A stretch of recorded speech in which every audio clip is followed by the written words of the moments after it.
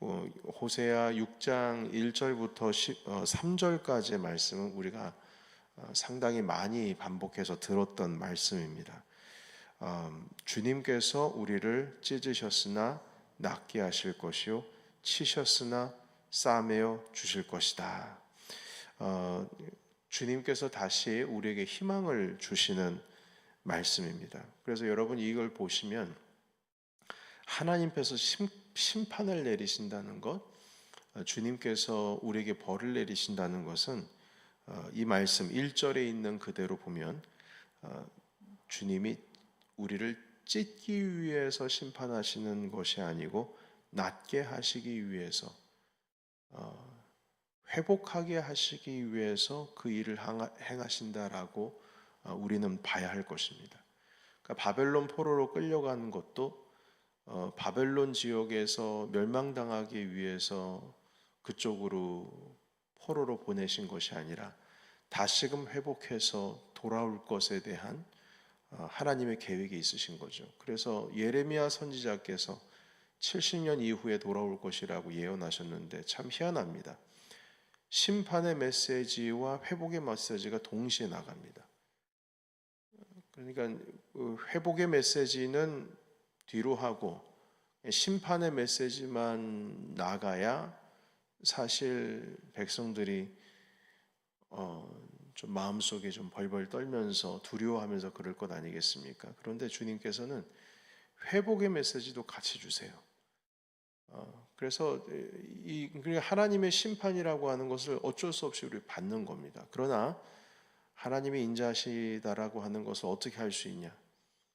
바로 회복의 메시지를 빼먹지를 않으신다는 겁니다. 물론 우리가 마지막 때에 주님 다시 오실 날은 그 심판은 영원한 불못으로 들어가는 심판입니다. 기회가 없습니다. 그 전까지 하나님께서 우리에게 기회 주시고 또 기회 주시고 또 기회를 주시는 것을 1절을 통해서 알 수가 있습니다. 특별히 2절에 나와 있는 말씀 우리 같이 한번 읽어볼까? 2절입니다. 자, 시작. 여호와께서 이틀 후에 우리를 살리시며 셋째 날에 우리를 일으키시리니 우리가 그 앞에서 살리라. 아멘. 여기 2절에 나타나 있는 것은 우리 예수 그리스도의 부활을 나타내는 예표이며 예언의 말씀입니다. 그러니까 우리를 살리시고 이틀 후에 우리를 살리시고 셋째 날에 우리를 일으키신다. 이 말씀의 뜻은 예수 그리스도의 부활과 함께 우리도 죽음에서 죄에서 구원을 얻을 것임을 가르쳐 주고 계시는 말씀인 것입니다. 그러니까 벌써 그 호세아 때부터 지금 망해가는 북이스라엘이나 남유다나 모든 회복할 것에 대한 말씀을 하고 계시는데, 뿐만 아니라 예수 그리스도께서 우리 가운데 오셔서 주님께서 영원한 생명으로 들어갈 길을 또한 이 말씀을 통해서 보여주고 있습니다. 그래서 여러분, 그 선지자들은 상당히 강하게 완전한 멸망에 대해서 말씀을 해서 그 말씀을 들으면은 간담이 선을 하지만 결국에는 회복시킬 것에 대한 마음이 주님 앞에 있으셨다는 겁니다. 그 마음이 없으신 게 아니라 있다는 거죠. 그런데 조건이 있습니까? 없습니까? 조건이 없습니다. 이게 보시게 되면 보통 주님께서는 네가 내 말에 듣고 따르면 내가 그렇게 하겠다 이런 말씀을 자주 하셨지만 그것은 심판하실 때 하신 말씀이지만 회복을 명하실 때 말씀을 보시게 되면 조건이 없습니다. 예레미야 선지자께서도 70년 이후에 다시금 예루살렘으로 돌아올 거라고 말씀을 하셨지만 네가 어떻게 해야 돌아올 거다 이렇게 조건 붙이지 않으셨어요. 주님께서는 회복을 명하시는 겁니다. 그래서 오늘 주신 말씀도 보시게 되면 그 주님께서 다시금 싸매어 주실 것이다, 낫게 해 주실 것이다, 이틀 후에는 우리를 살리실 것이다 보면 조건이 보이지 않습니다. 그러니까 주님의 마음은 우리들이 다 회복하기를 원하는 것이, 그리고 완전해지는 것이 주님의 궁극적인 마음이시고, 지금 심판하시고 벌을 내리시는 것은 그곳으로 나가기 위한 과정에 불과하다는 것이죠. 그래서 우리 주님께서 왜 주님은 나한테 이러시지? 왜 저러시지? 그 이전에 내 죄가 있는지 없는지에 대해서도 한번 살펴봐야 되겠지만, 그렇다고 해서 이제 나는 끝이구나. 아니요. 주님께서는 희망을 주시는 분이십니다. 항상 그 마음을 기억하시고 주님과의 관계 속에 우리가 들어가야 될 것이고, 또한 우리가 바라보는 사건을 또한 봐야 할 것입니다. 그렇게 우리 주님은 인자하신 분이십니다. 그래서 여러분 그 3절에 있는 말씀에 보시게 되면 우리 같이 한번 읽겠습니다. 자, 시작. 그러므로 우리가 여호와를 알자. 힘써 여호와를 알자. 그의 나타나심은 새벽빛같이 어김없나니 비와 같이 땅을 적시는 늦은 비와 같이 우리에게 임하시느니라. 아멘. 여러분, 여호와를 알자라는 표현이 2번씩이나 등장합니다. 그러니까 주님을 모르면 그냥 심판의 주로 끝나는 거예요. 그러나 여기 보시면 그의 나타나심은 새벽빛같이 어김없나니, 여러분 새벽에 해가 안 뜨는 날이 있죠. 새벽인데 그 동이 터오르지 않은 날이 있지 않습니까? 아니죠. 동이 떠오르죠. 어김없이 새벽이 되면 빛이 떠오릅니다. 여기 말씀하시는 것이 주님은 새벽빛 같다라고 하는 것은 어김없이 주님께서는 우리에게 그 희망의 얼굴로 나타나실 것이라는 거예요. 그리고 비와 같이 땅을 적시는 늦은 비와 같이, 여러분 이스라엘은요 그 추수할 때에 마지막 늦은 비가 있어야지만 마지막 추수할 때의 그 곡물들과 과일이 익을 수가 있답니다. 그래서 농부들이 늦은 비를 기다린대요. 그 늦은 비가 와야지만 추수할 때가 정해진다고 하더군요. 그래서 정말 간절히 원한답니다. 이 비가 와야지 우리가 추수할 준비를 하고 그 때를 가늠할 수 있고, 그 비가 내려야지만 과일이나 아니면 곡물들이 익게 되는 겁니다. 주님께서는 늦은 비와 같이, 그러니까 참 언제 올지 모르는 정말 간절히 소망을 해야 이 때가 될 때에 이거 언제 올까 언제 올까 하는데 결국에는 그 늦은 비가 내리거든요. 그것과 같이 주님께서는 우리에게 우리의 삶이 영그러지기 위해서 더디지만 결국 주님께서 이루어 주신다는 겁니다. 또 한 가지, 여러분 여기서 여호와를 알자, 힘써 알자 2번씩이나 말씀을 하고 있습니다. 여러분 이렇게 주님을 알아야 된다라는 이 말씀은 우리가 호세아서 4장을 살펴봤지만 1절과 6절에 이스라엘이 하나님을 아는 지식이 없어서 망한다, 이렇게 말씀을 하셨습니다. 여러분 함께 살펴볼까요? 4장 1절 우리 같이 한번 읽어봅니다. 4장 1절. 자, 시작. 이스라엘 자손들아 여호와의 말씀을 들으라. 여호와께서 이 땅 주민과 논쟁하시나니 이 땅에는 진실도 없고 인애도 없고 하나님을 아는 지식도 없고. 그 주님을 몰라요. 모르니까 자꾸 죄 짓는 거예요. 6절 같이 읽습니다. 시작. 내 백성이 지식이 없으므로 망하는도다. 내가 지식을 버렸으니 나도 너를 버려 내 제사장이 되지 못하게 할 것이요 내가 내 하나님의 율법을 잊었으니 나도 내 자녀들을 잊어버리리라. 아멘. 그래서 하나님을 알자는 겁니다. 그런데 그냥 대충 하는 게 아니라 힘써서 주님을 알자, 이렇게 2번이나 반복해서 말씀을 하고 있습니다. 회복의 길이 어떻게 회복을 해야 되느냐? 하나님을 알아야 회복이 되는 거죠. 여러분 지난 4장에서 우리가 말씀 배우기를, 이 안다라고 하는 것은, 하나님을 안다는 것은 지식적인 정보적인 알미 아니라 관계적인 알미라는 말씀을 함께 나누었습니다.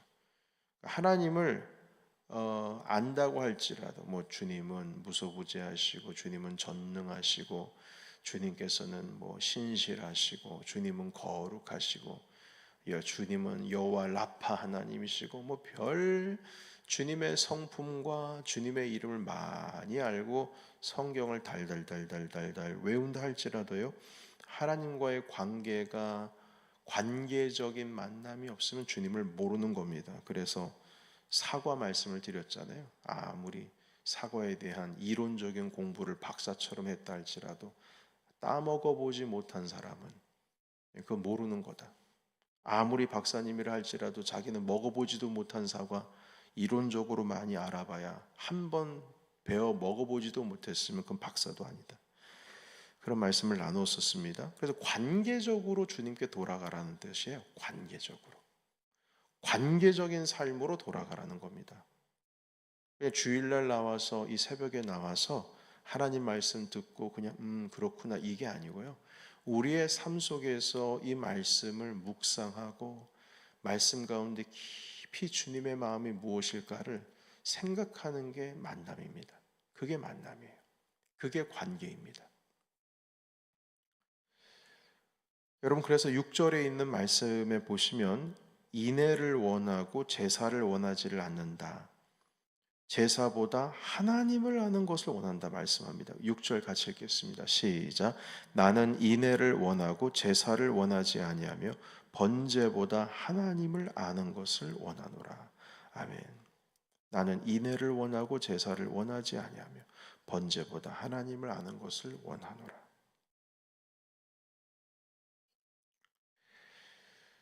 여러분 사무엘상 그 15장에도 그 사무엘 선지자께서 사울 왕에게 말하기를 순종이 제사보다 낫고 듣는 것이 수양의 기름보다 낫습니다 라고 말씀한 것과 똑같은 겁니다. 그러니까 이스라엘이 매일매일 드리는 번제가 있습니다. 아침에 한 번, 저녁에 한 번 드립니다.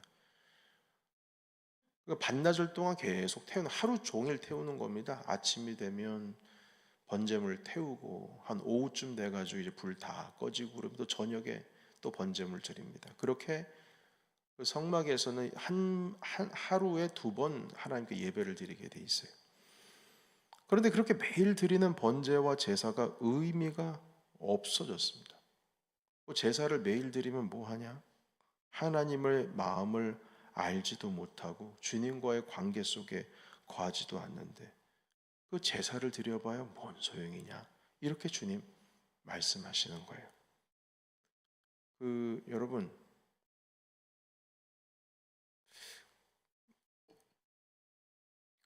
어느 누군가가 오늘 제가 이메일을 하나를 받았는데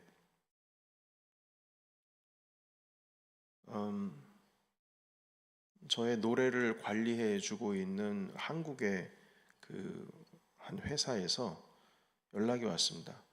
어떤 분이 목사님과 친분이 있어서 이 곡을 그냥 받았다고 말하는데 그게 사실인지 확인을 해 주십시오 하면서 이렇게 메일이 왔어요. 근데 그 사람을 제가 몰라요. 그 사람은 저를 안 돼요. 근데 저는 그를 몰라요. 여러분 그런데 생각을 해보니까 제가 알아요. 근데 아는데 그 정도는 아니에요. 그러니까 여러분 생각해 보세요. 누구에 대해서 안다는 것과 내가 그를 안다는 것과는 완전히 다른 이야기입니다. 그에 대해서 안다는 것은 한번 어디 식사 자리에 앉아가지고 식탁에 앉아서 식사 한 번 한 거면 저 알아요. 그분 알아요. 한 번 식사 자리에 앉았습니다. 이거랑 친구처럼 때가 되면은 연락하고 때가 되면 만나고 어려운 일이 있으면은 서로 주고받고 이렇게 하는 것과는 차원이 다른 거지 않습니까?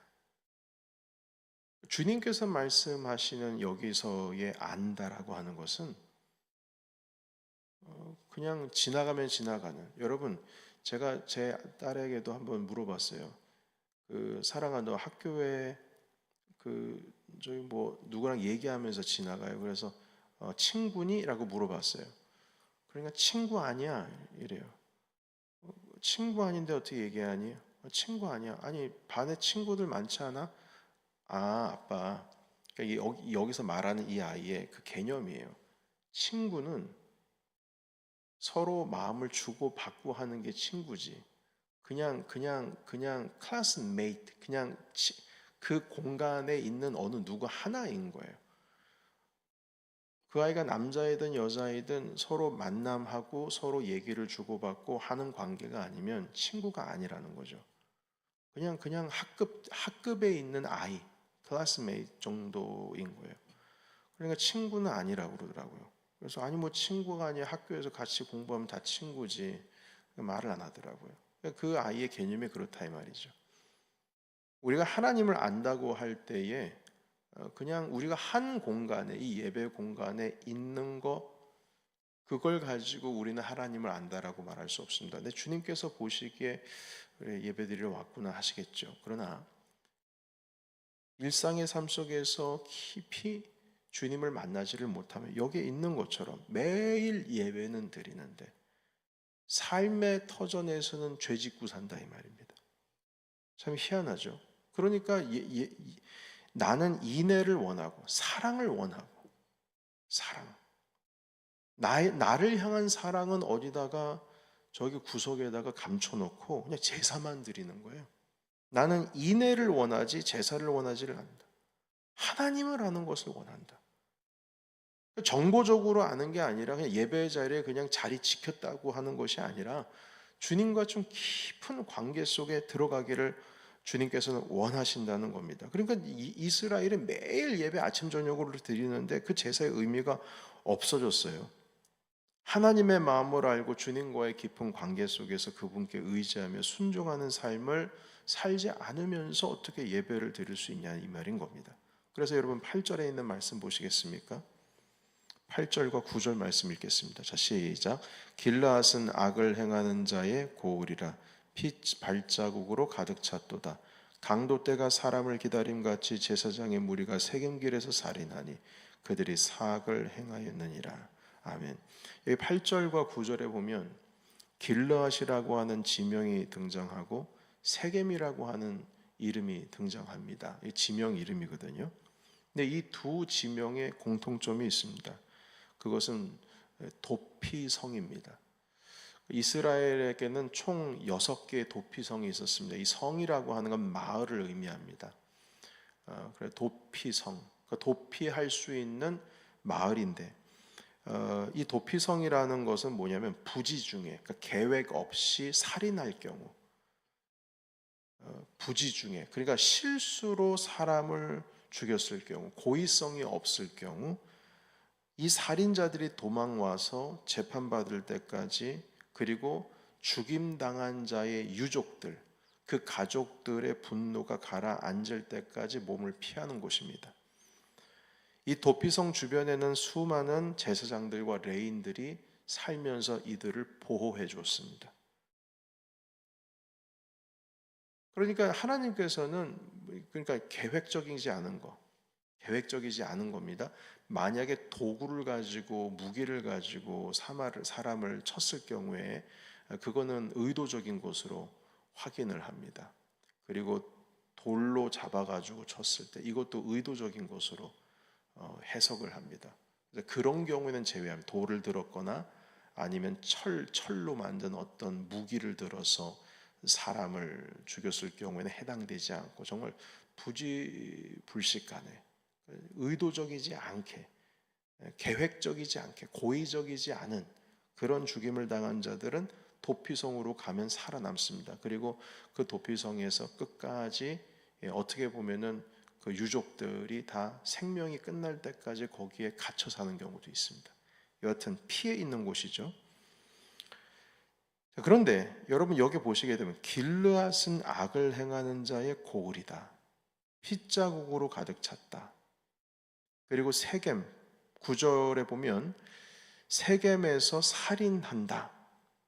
이 사악을 행하였다. 이 말씀의 뜻은 뭐냐면 도피성의 그 기능이 꺼져버렸다는 뜻입니다. 그러니까 더 이상 도피성이 아니라는 뜻이죠. 그러니까 이 뜻은 뭐냐면 결국에는 제사장들이 막아내지를 못하는 겁니다. 그 원수들이, 그 사람들은 이제 도피성에 이건 하나님께서 정하신 곳이야 그러면 사람들이 다 알고, 그리고 아우 저긴 들어가면 안 된다, 아무리 내가 분노하고 내가 막 속이 막 뒤집어져도 난 들어가면 안 된다. 그러니까 이게 경계선이 있거든요. 근데 그걸 넘어가지고 길라 들어가서 세겜 들어가서 그냥 사람 다 죽여버리는 거예요. 선을 넘어버리는 거죠. 더 이상 제사장들의 권위가 없어요. 막으려고 해도 막지를 못해요. 그럼 제사장들도 칼 들고 그걸 보호해야 됩니까? 아니 그 정도는 아니고요.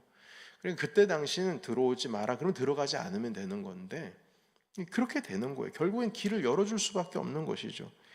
그러니까 이 정도로 그러니까 하나님의 마음이 담겨 있는 모든 제도, 의식 그리고 규정들 이게 다 깡그리 무너져 버리는 거예요. 사람들의 악함이 그 선을 뛰어넘어서 주님께서는 의도하지 않았던 일들이 막 일어나고 있는 겁니다. 이게 제사장들도 그렇고 레위인들도 막지를 못하는 거예요. 네, 다 그들 탓이죠. 제대로 못 가르치고 한 탓인 것도 있을 겁니다. 여튼 도피성 중에 6개 중에 지금 2개가 다 무너졌다는 말씀을 하고 있습니다. 여러분 그래서 오늘 우리가 알아야 될 것은 무엇이냐면 이게 왜 주님께서는 제사보다 하나님 아는 것을 원했을까? 이걸 곰곰이 좀 생각을 해봤어요.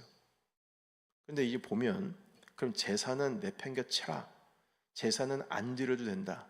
예배는 안 드려도 좋으니까 주님과의 관계, 만남만 중요하다. 주님을 깊이 아는 게 중요하다. 여러분 이 뜻이 아닙니다.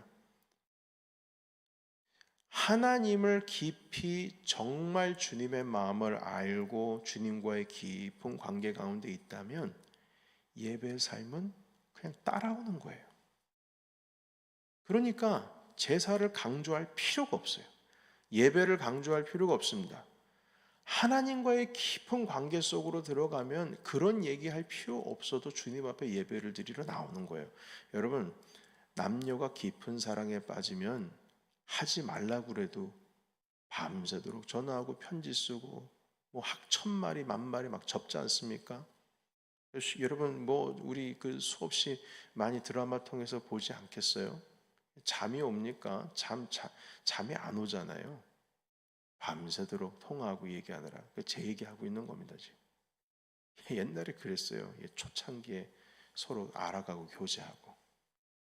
사람이 사랑하면 당연히 그렇게 되듯이 사랑하면 그 사람에 대해서 책임을 지듯이 사랑하면 그 사람이 뭘 좋아하고 어떤 마음을 가지고 있는지 어떠했을 때 마음이 힘든지 이런 것들을 알아가고 싶은 그 사람에 대한 모든 것을 알고 싶은 것처럼 하나님에 대해서 우리가 알자는 거예요. 그러면 예배의 삶은 너무나 저절로 따라온다는 것이죠.